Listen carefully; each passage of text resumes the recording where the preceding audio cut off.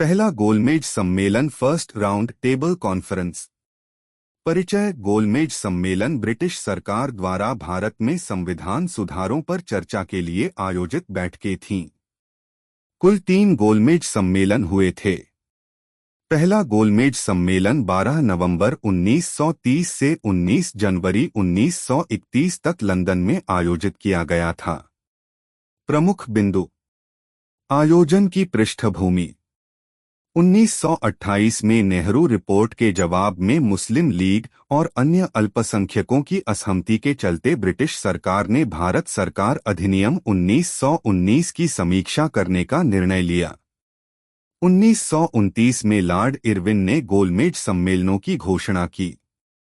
पहले गोलमेज सम्मेलन की तिथि और स्थान। तारीख 12 नवंबर 1930, 19 जनवरी 1931। स्थान सेंट जेम्स पैलेस, लंदन। प्रतिभागी। कुल 89 प्रतिनिधियों ने भाग लिया। ब्रिटिश सरकार के प्रतिनिधि प्रधानमंत्री रामसे मैकडोनाल्ड की अध्यक्षता में।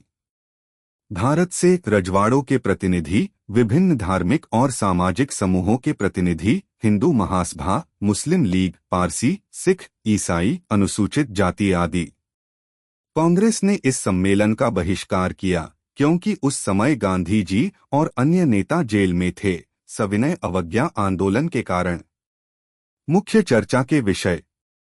भारत में संघात्मक शासन की स्थापना, अल्पसंख्यकों को संरक्षण, दलितों और पिछड़े वर्गों के लिए प्रतिनिधित्व। परिणाम। कांग्रेस की अनुपस्थिति के कारण सम्मेलन निष्कर्षात्मक नहीं रहा।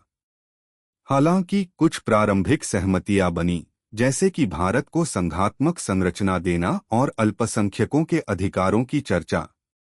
निष्कर्ष। पहला गोलमेज सम्मेलन भारत के संवैधानिक इतिहास में एक महत्वपूर्ण कदम था, लेकिन कांग्रेस की अनुपस्थिति के कारण यह निर्णायक साबित नहीं हुआ।